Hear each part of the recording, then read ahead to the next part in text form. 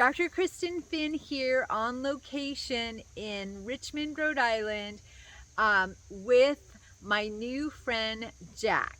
So we're going to do a teaching video that Jack has agreed to and walking through what you would do if you were trying to determine, is there a way I can make my dog better?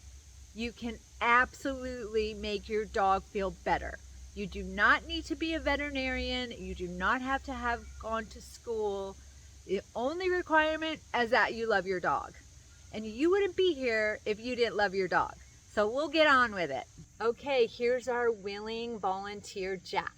We'll go on with the video of how to evaluate him. So how I'm going to start with Jack and how you can start with your dog, even if you know your dog and he lives with you, you're looking at him through different eyes. So these are eyes that are coming from your right brain. You're not thinking about what's the anatomy, am I doing the right thing? Then that means you're doing the wrong thing. Just like, this is my dog and I'm thinking about, okay, I'm stroking him. Always start with the face. Then you never forget anything, and there's many endorphin releasing points around their head. And these are the same points that are nurtured by their mother when they're puppies. And these points are hardwired. So it's super important that you get comfortable. And then we want our hands wide like a starfish, so you're not pushing and needling and don't really work your dog. You're just gonna lay your hands on, and it's really about 5 to 10 grams of pressure. That's the weight of a nickel. And so keep a nickel in your pocket so you start learning what is the weight of a nickel. And so I met Jack a few days ago. I don't know him well. I didn't work on him. So this is a really great example of real life. Jack came over and was all lovey, and I want you to work on me. And then he's like, oh, I don't know you, I'm not comfortable. So you're gonna have these issues with your dogs because this is a different relationship. And sometimes the dogs are like, whoa, like this is not how you and I relate. And you're asking me to be vulnerable. So hopefully it was clear to you. We're somewhere that Jack will appreciate. I like to start at the nose and work to the toes. Then you never forget anything. But Jack was like, get off my face. So I had an agenda, but he was not down with that agenda. So I just had to he kind of presented his rear to me. So I just used my hands wide like a starfish and gently was moving the hair coat and the skin of his rear end. And then he sat down and said, okay, you are a worthy human being, because your dog doesn't know that you have any sense of or skill in doing this. So meet your dog where they're at. If you're feeling like, oh, I'm trying to do this and he's not doing it, then just take a deep breath or walk away and come back later. This is not something to do when you're rushing out the door. Okay, we've got 10 minutes. Relax. That never happens. So Jack did present and he's pressing against me. I'm comfortable on the ground. I'm in a nice blanket and a nice surface. You must be comfortable, because if you're not breathing and comfortable, your dog's not going to relax. So that's number one. You get comfortable. Number two, hands wide like a starfish, so you're getting the surface area of your whole hand to contact and smoothing them. You should feel like this is nothing, that's an idiot. Then it means you're having the right amount of pressure, because if you think you're doing something, you have too much pressure. And no dog loves deep tissue work. They're never going to make the mental leap that you're going to make me uncomfortable now so I feel better later. So we have to make them comfortable now. Find what that is for your dog and meet them where they're at. So Jack, like many dogs, even though I like to work from the nose to the toes and I want to make an awesome video for you, Jack's like, well, you're working from my butt up my back, then you can work on my neck. And so I'm still, getting a feel for Jack and what he thinks is reasonable. He's part Aussie and part Coonhound. I don't work on a lot of coon hounds, but Aussies are like, hey, we take care of ourselves. So they can be a really challenging dog to work on because they're supposed to be a farm dog in charge of stuff. So like, come be vulnerable, that's not first on their list of things to do. So he's pressing his butt and back into me. So I'm just inviting, yeah, you get on in there. Keeping my hands wide like a starfish and just moving the skin around his neck. So he's pretty tight around here. The odds of your dog not having a little tension where the neck meets the shoulder blades is very remote and unlikely. And even if they don't have an issue there, just like us, everybody wants some nice, gentle touch on their shoulders. So I'm just starting here. I'm making little circles and going up and down. And you can see Jack's face. He's just he's still trying to figure it out, but he's not moving. He's not going anywhere. And you know, it's difficult for me because I want to show you a lot of awesome things, and we may or may not get to do everything I want to show you on Jack today. But we're gonna work with what Jack offers us, which is real life you're gonna face. So I'm just gonna focus on making the circles and moving the skin, and you will see your dog's skin and hair coat moving all around. That means you're moving the fascia, and the fascia covers everything. So, you know, if you have a little dog and I'm saying your hands wide like a starfish, then you start like a starfish and then cupping your little dog. So I'm on Jack's neck. So my hands started wide and now they're going down smaller, but still not digging or pressing in.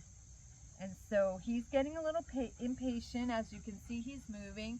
So then I'm just making circular motions on his back and moving his skin.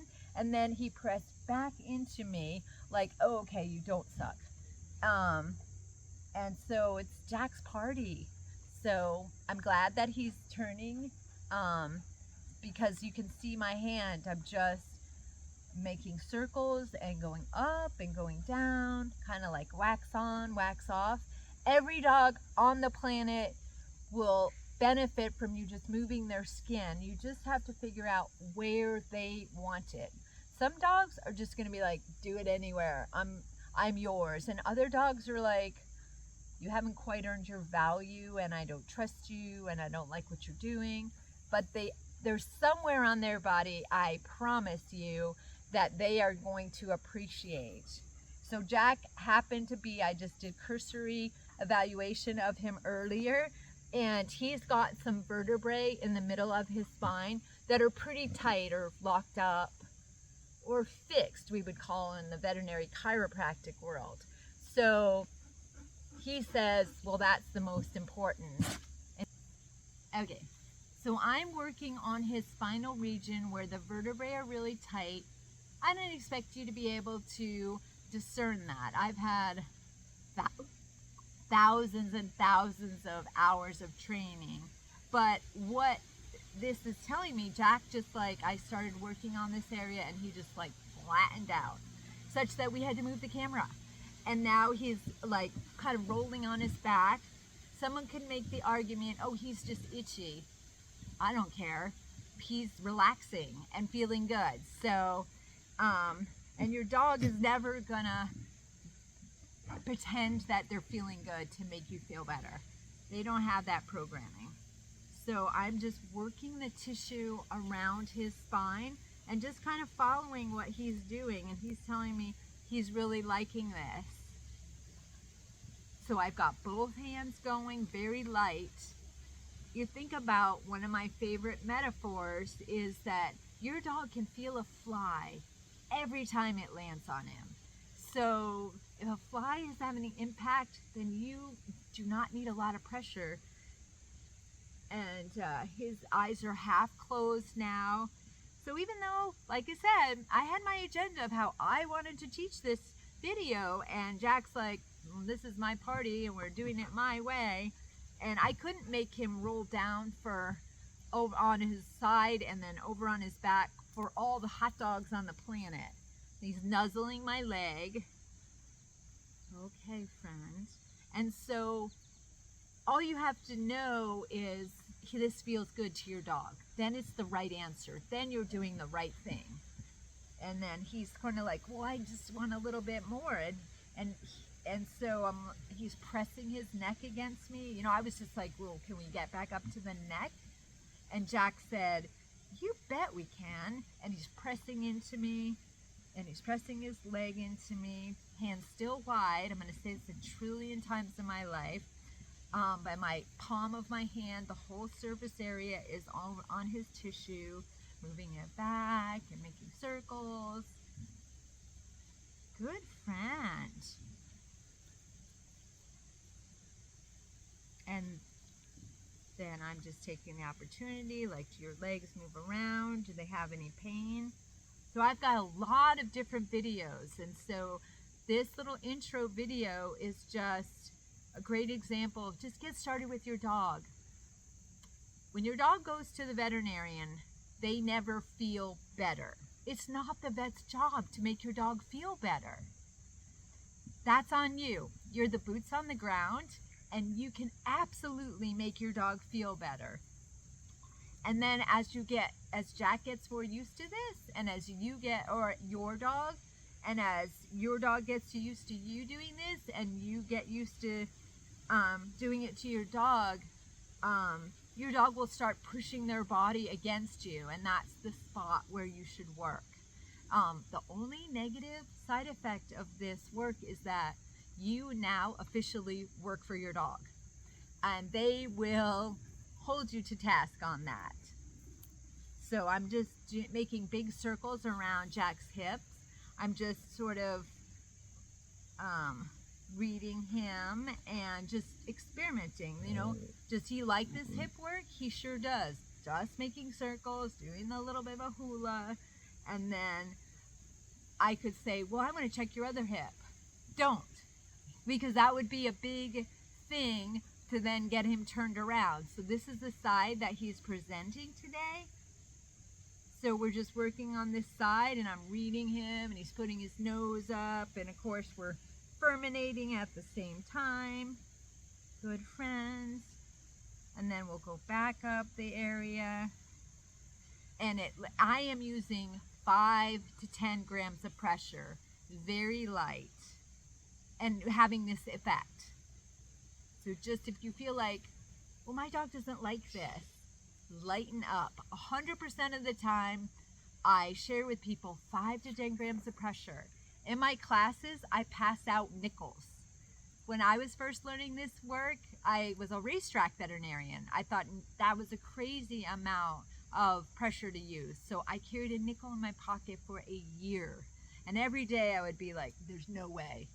But sure enough, now 30 years later, I can't do it any other way. And the dog is always right. So he's like, oh, okay, I can accept my work on my neck now.